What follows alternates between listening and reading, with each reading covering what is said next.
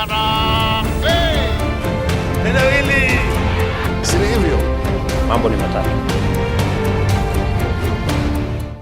Ladies and gentlemen, good morning and welcome back to our channel once again. And it is my hope and prayer that the video is going to find you guys in good health. Personally, I am fine, as you can see. Kisumu is fantastic, and maybe you could also let me know where you are watching the video from, the county or the country, in case you are out of the republic.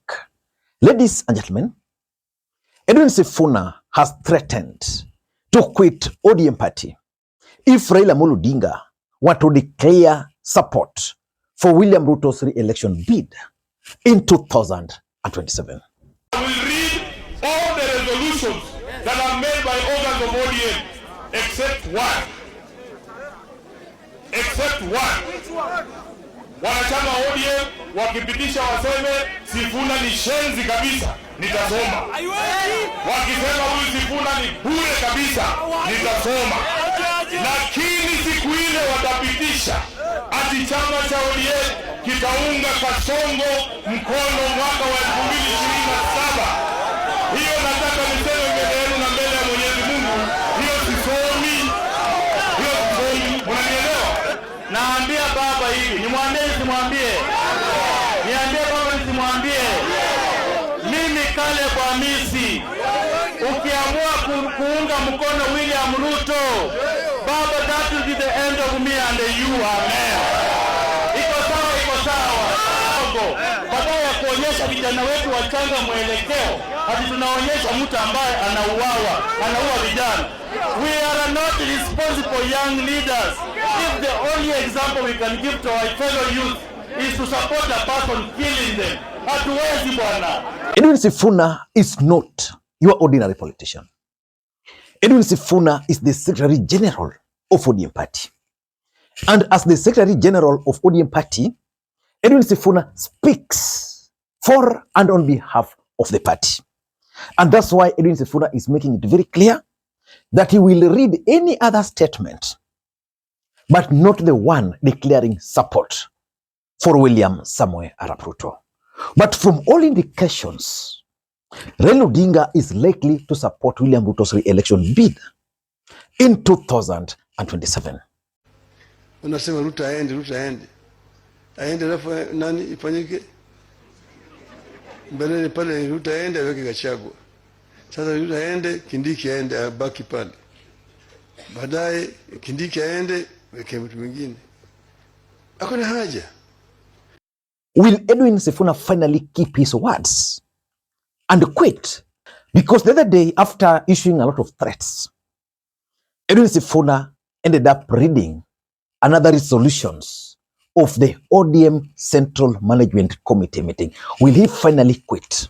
That in order to expedite the implementation of the 10-point agenda of the MOU, ODM will constitute a technical team to work with our UDA counterparts as part of the political infrastructure to assist with the implementation of the agreement.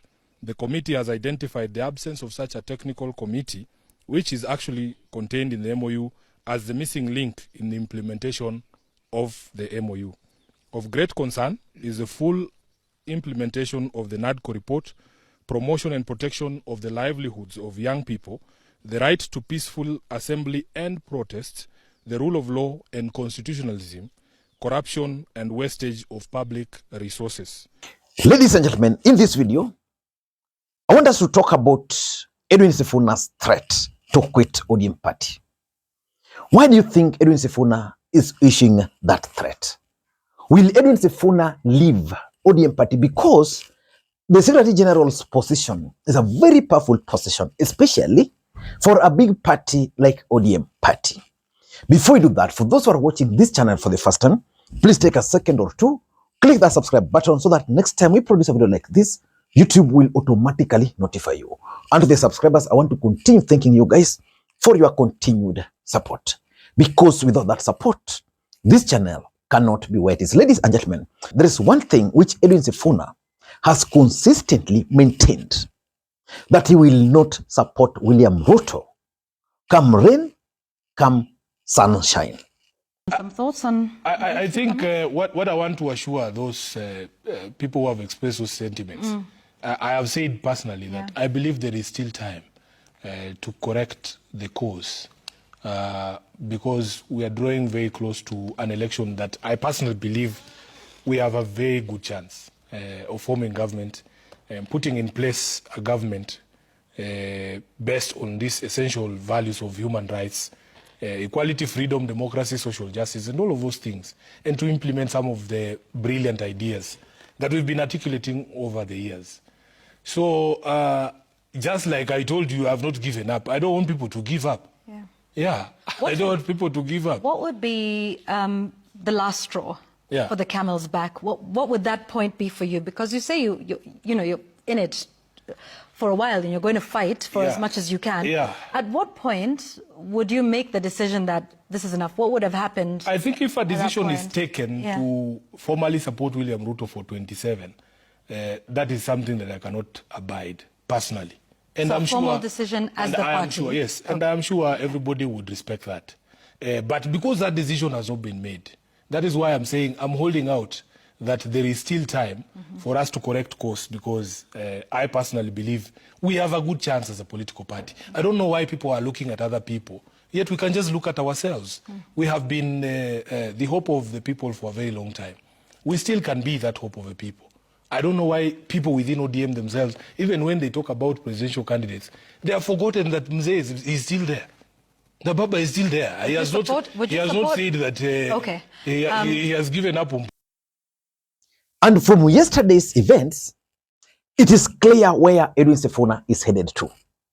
Because Edwin Sifuna delivered message from George Natembea. Kuja hapa nilipigia gavana wetu simu, mheshimiwa Natembea. Anajua ya kwamba ndio hapa Tanzania kwa ofisi yake. Na nimesema I saw Wamushomba in that group, which means I can trace it to Matiang'i.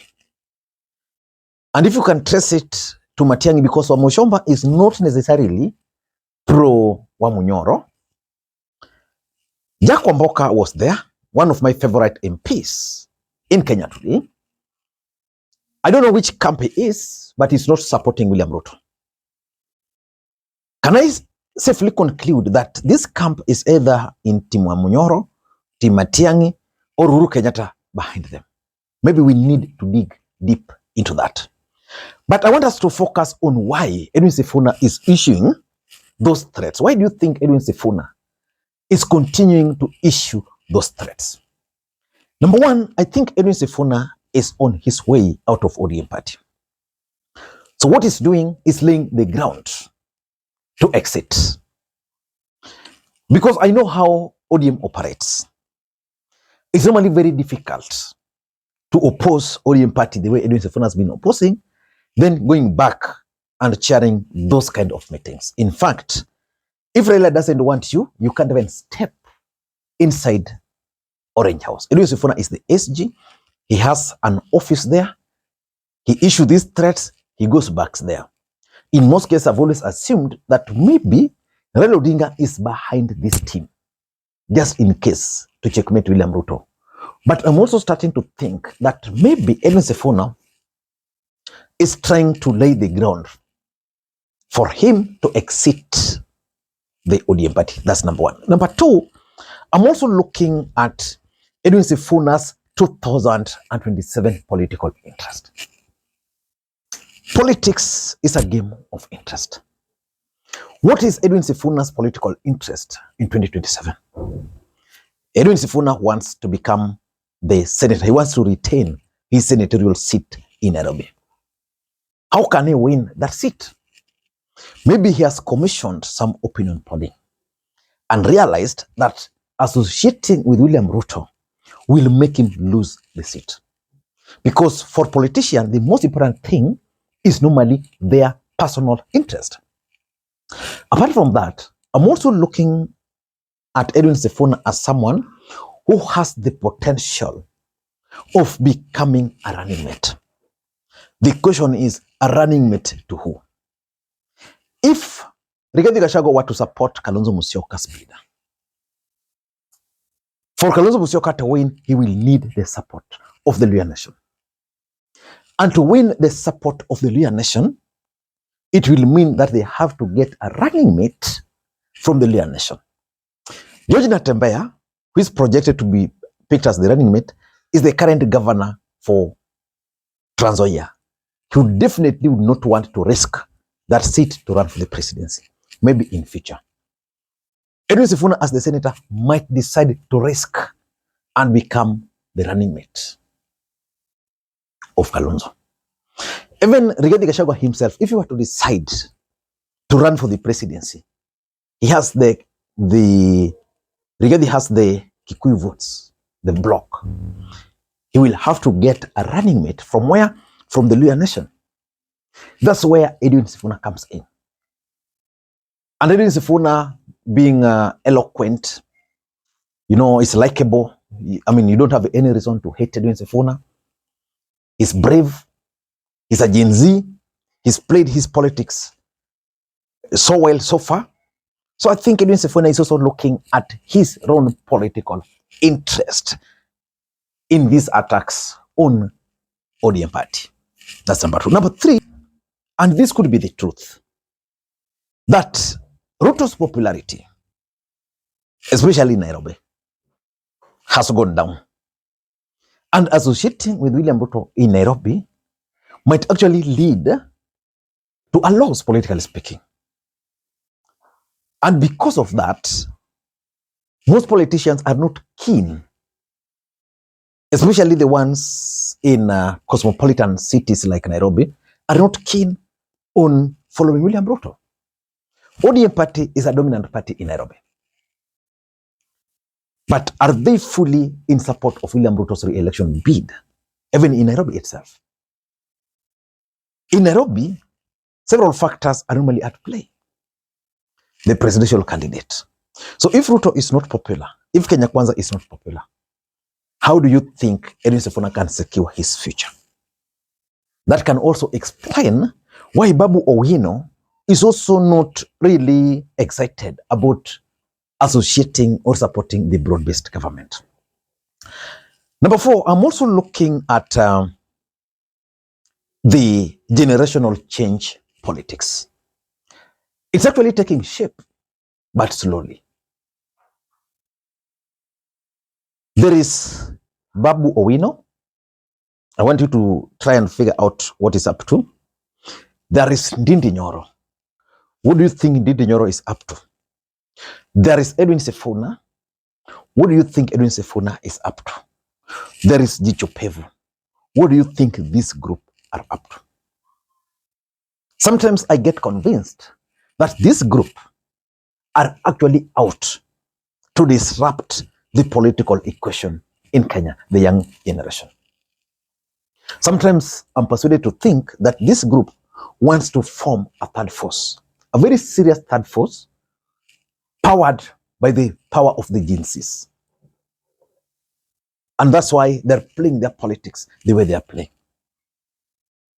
If I were to ask you today, who do you think is likely to be up to be elected the governor for Nairobi today, if elections were held? I'm 100% sure that most of you are definitely going to tell me Babu Owino is likely to be elected. But under which party? Babu Owino does not even have a party as we speak. If I were to tell you in Nairobi who is likely to be elected the senator, you will definitely tell me Sifuna. But Edwin Sifuna is fighting ODM party. Why? If I were to ask you today who is likely to be elected in Kiharu as a member of parliament again, you will tell me Ndindi Nyoro. Ndindi Nyoro is not in Wamunyoro, it's not in William Ruto's camp. So which means these people are creating a space for themselves. They are building their own space, they are creating their own names, and that's why even I'm 100% sure that someone like Jalango Felix might not defend his seat on ODM party in Langata. He's likely to align himself with this group. And this group can actually turn to be lethal, especially if they were to get someone to pump money in them. And lastly, Edwin Sifuna might also be interested in Nairobi politics. You see, Nairobi politics is very interesting. In the last election, Raila Odinga won the presidential seat, but the candidate he was supporting lost. Why? Because of the dynamics in Nairobi. Nairobi has always been the Kikuyu nation on one side and Western Alliance, with the equations being tilted in favor or against by the Kamba votes. That's how Sonko, for example, managed to sneak in. Sifuna today is looking at the Kikuyu votes, is looking at the Gen Z votes, and is looking at the Kamba votes. If Sifuna were to join Kalonzo Musyoka today, and Kalonzo is supported by Wamunyoro, do you think he will need ODM party to win in the Senate? I don't think so. My only question, and this is what I don't understand, why Edwin Sifuna would risk his position as the Secretary General of ODM party to pursue this other path. Because for me, the position of the ODM Secretary General is a very powerful position in my view. I don't know what you think. Do you think Edwin Sifuna is in the right trajectory or is digging his own political grave? Let me read that in the comment section. Until next time, this is Makwiny. Bye-bye.